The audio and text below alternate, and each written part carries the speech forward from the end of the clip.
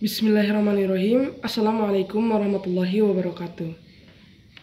Alhamdulillahirrabbilalamin. Assalatu wassalamu ala asrafil anbiya'i wal mursalin Sayyidina Muhammadin wa ala alihi washabihi rasulillah jema'in.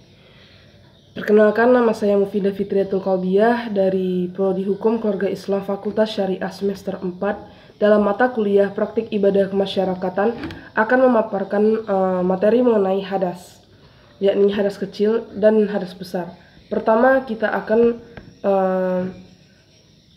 mencari tahu apa itu hadas. Hadas adalah keadaan tidak suci pada orang yang telah baligh dan berakal sehat. Hadas dibedakan menjadi hadas besar dan hadas kecil.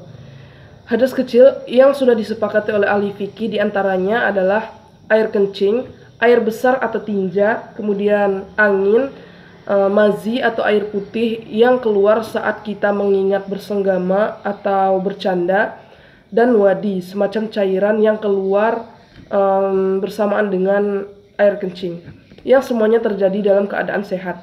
Sementara hilangnya akal karena pingsan, gila atau mabuk oleh jumhur ulama dikiaskan sebagai keadaan seperti ketika tertidur dan termasuk ke dalam hadas kecil. Ada pula hadas kecil yang masih dalam perdebatan, yaitu segala najis yang keluar dari tubuh. Tidur, menyentuh wanita dengan tangan atau dengan anggota tubuh lain yang sensitif, menyentuh zakar, memakan makanan yang dibakar api, tertawa dalam sholat, dan membawa mayat. Hadas kecil bisa dihilangkan dengan melakukan taharah syar'iyah yang disebut wudhu.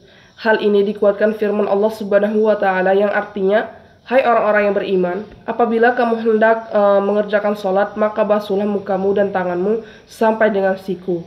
Quran Surat Al-Ma'idah ayat 6. Kemudian juga sabda Nabi SAW yang artinya, Allah tidak menerima sholat tanpa bersuci. Hadis riwayat Muslim. Hadis besar terjadi pada orang yang dalam keadaan janabah atau orangnya disebut junub, dan wanita dalam keadaan haid. Untuk mensucikan diri, seorang junub atau wanita haid wajib melakukan mandi. Dasar hukumnya ada firman Allah Subhanahu wa Ta'ala yang artinya, "Dan jika kamu junub, maka mandilah." Quran Surat Al-Ma'idah ayat 6. Dan firman lainnya yang artinya, mereka bertanya kepadamu tentang haid. Katakanlah, haid itu adalah suatu kotoran. Quran Surat Al-Baqarah ayat 222. Kemudian terdapat perbedaan pendapat di kalangan ulama. Jumhur ulama sepakat bahwa keluarnya mani dari seseorang, baik laki-laki maupun perempuan dalam keadaan sehat, baik waktu tidur ataupun bangun, merupakan hadas besar dan diwajibkan untuk mandi. Hal ini didasarkan pada hadis Ummu Salamah, salah seorang istri Nabi Muhammad SAW, yang artinya, "Ya Rasulullah, wanita bermimpi seperti mimpinya laki-laki. Apakah ia wajib melakukan mandi?"